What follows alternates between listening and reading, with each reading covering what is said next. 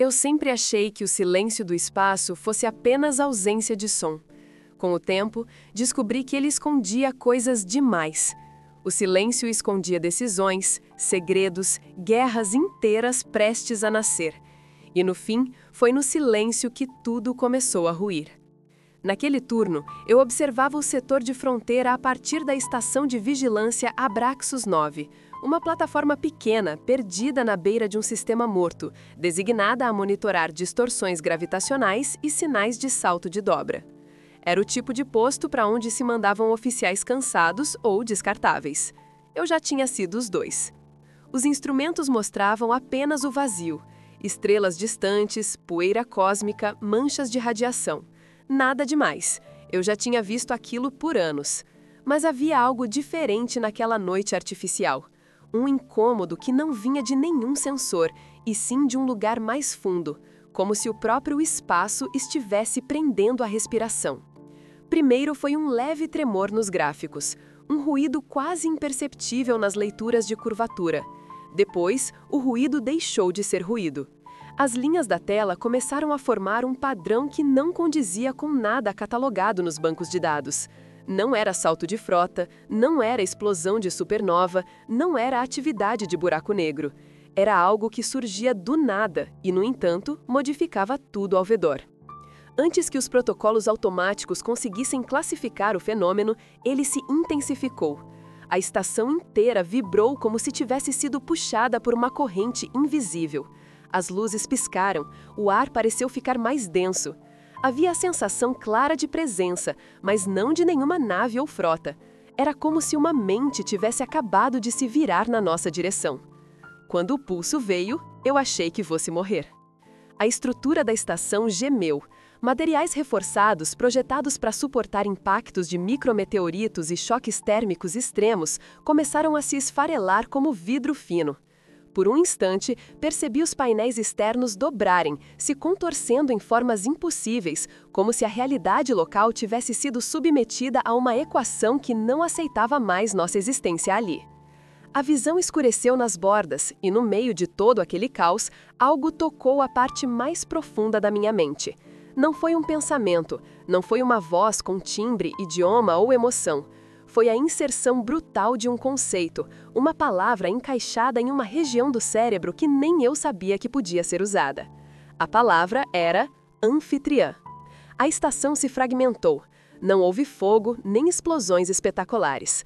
Os módulos foram desfeitos de modo quase limpo, em camadas microscópicas, como se alguém estivesse despelando uma estrutura complexa até reduzi-la à matéria bruta. Em teoria, eu deveria ter sido despedaçada junto com ela. Em vez disso, senti a queda parar. Algo me sustentou sem tocar. A sensação era semelhante a ser envolvida por um campo de pressão equilibrado, mas nenhuma tecnologia humana que eu conhecia funcionaria daquela maneira em meio a um colapso estrutural tão violento. Enquanto o ar fugia e o vácuo vencia, minha consciência foi puxada para um ponto estreito entre o tudo e o nada. A visão embaçou, o ruído sumiu e só restou a certeza de que os destroços me levavam com eles. Ainda assim, eu não morri. Despertei na enfermaria de uma nave da frota de Orion, cercada pelo brilho frio de monitores e pelo cheiro metálico de sistemas de suporte de vida. Havia sensores grudados na minha pele, cabos estacionados ao meu redor e a sensação estranha de que o corpo ainda não havia decidido se voltar completamente ao meu comando. Mais tarde, soube que o que sobrou de mim foi encontrado flutuando sozinho no vazio, cercado por partículas da antiga estação, como se algum tipo de bolha tivesse me isolado do processo que desfez tudo o mais. Os sensores da nave registraram uma flutuação anômala de energia ao meu redor, que desapareceu assim que foi trazida para bordo. Nenhum dos técnicos soube explicar. Alguns atribuíam a um erro de leitura, outros a algum campo residual nunca antes detectado. Eu sabia que não era erro. Sabia que tinha sido intencional. A palavra continuava lá, gravada em um ponto de silêncio atrás dos meus próprios pensamentos. Anfitriã. Enquanto meu corpo se recuperava, o mundo ao redor mudava rápido demais. O que a estação havia detectado não era apenas uma anomalia, era o começo de um despertar. Um arquivo esquecido nos bancos de dados da frota voltava a circular pelos oficiais de alto escalão. uma daquelas lendas tecnológicas que todo cadete ouve, mas que ninguém leva a sério quando se torna adulto. Era a história dos Valtar. Em tese, eles eram apenas um mito, um conjunto de registros antigos demais, fragmentados demais, que falavam de uma raça artificial criada por uma civilização desaparecida há milhões de anos. Seres feitos de matéria cristalina e circuitos quânticos, dotados de consciência distribuída, espalhados em estruturas colossais pelo tecido galáctico. A missão atribuída a eles variava conforme a fonte. Alguns diziam que tinham sido programados para proteger, outros que serviam para punir, outros ainda que eram, simultaneamente, juízes e carrascos. Todos os relatos concordavam em uma coisa: eles dormiam. Há eras, haviam cessado toda atividade registrada, tornando-se simples ruínas frias à deriva no espaço profundo.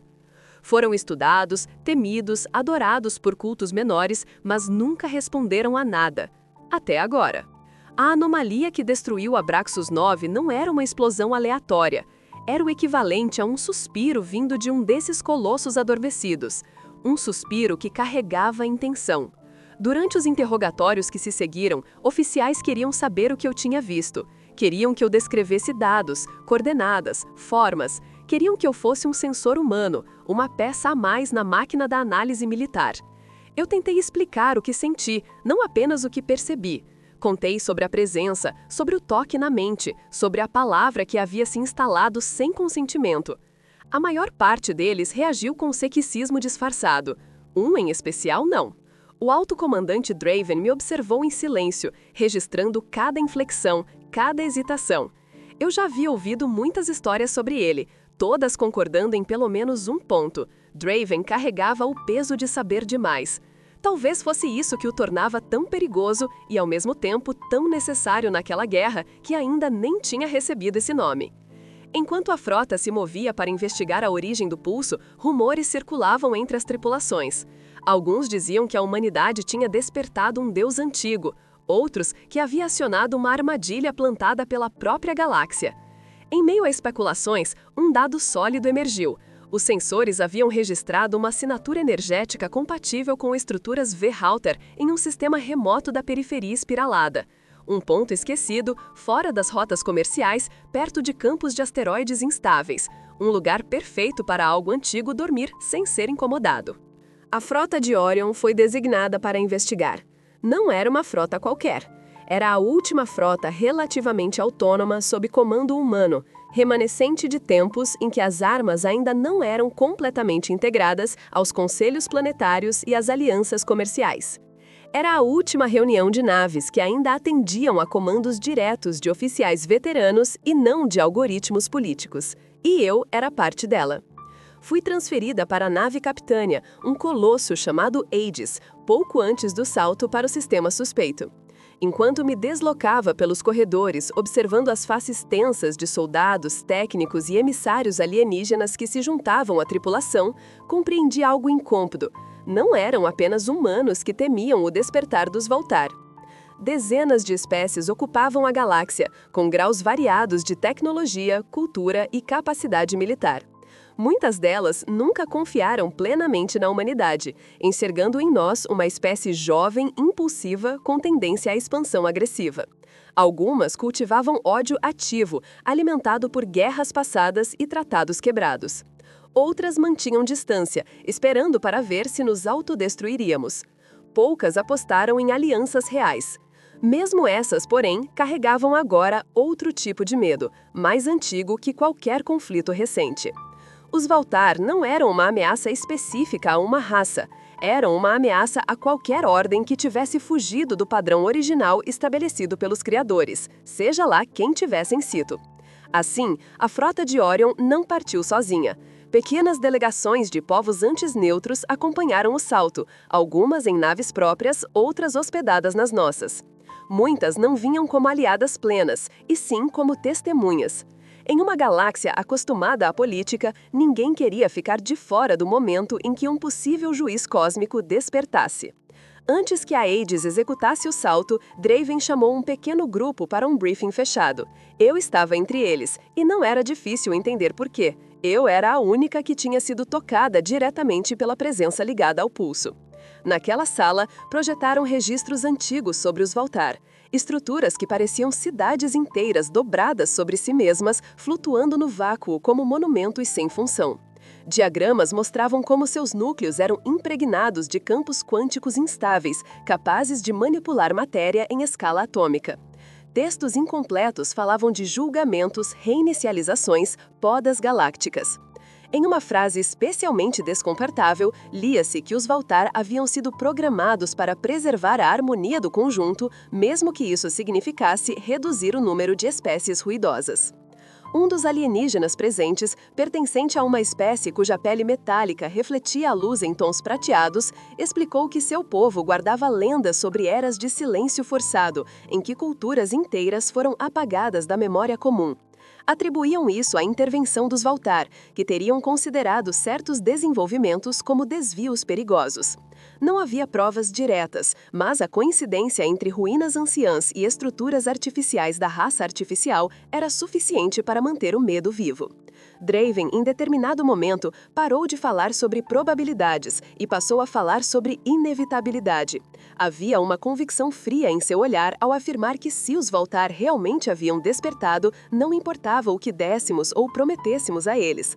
Não eram deuses nem negociadores, eram o cumprimento tardio de um código que vinha sendo executado há eras. O máximo que poderíamos era deslocar, desviar ou corromper esse código. Nessa hora, todos na sala olharam para mim. Eu queria perguntar por quê, mas já sabia a resposta. Algumas horas depois, a frota saltou. A transição pela dobra sempre tinha algo de ritual. As luzes diminuíam de intensidade, o zumbido dos motores subia de tom e por um breve segundo a sensação de deslocamento era tão intensa que muitos fechavam os olhos como se isso pudesse dar controle sobre algo. Naquele salto, porém, havia um peso diferente. A impressão de que não estávamos apenas indo até um lugar, e sim atravessando uma linha que não permitia retorno. Quando a Aegis emergiu no sistema-alvo, os sensores registraram imediatamente a anomalia central. Em órbita de um Sol apagado, no meio de um campo de detritas que poderia um dia já ter sido planetas, flutuava a estrutura. Não era exatamente bela, também não era grotesca, era definitiva. Grandes blocos cristalinos se interligavam em ângulos precisos, formando uma esfera irregular coberta por relevos geometricamente perfeitos.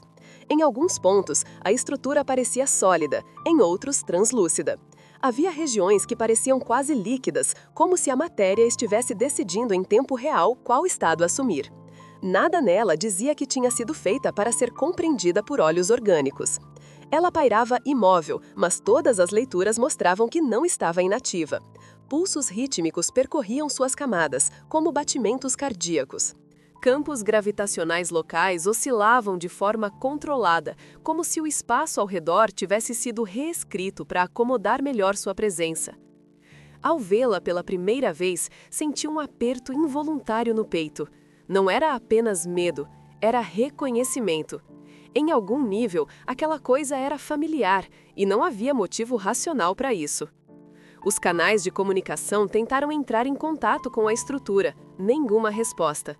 Tentaram diferentes frequências, padrões, linguagens, nada. Os alienígenas presentes sugeriram símbolos antigos, formas de emissão que remontavam aos registros mais arcaicos que possuíam. O resultado foi o mesmo. Era como falar com uma montanha.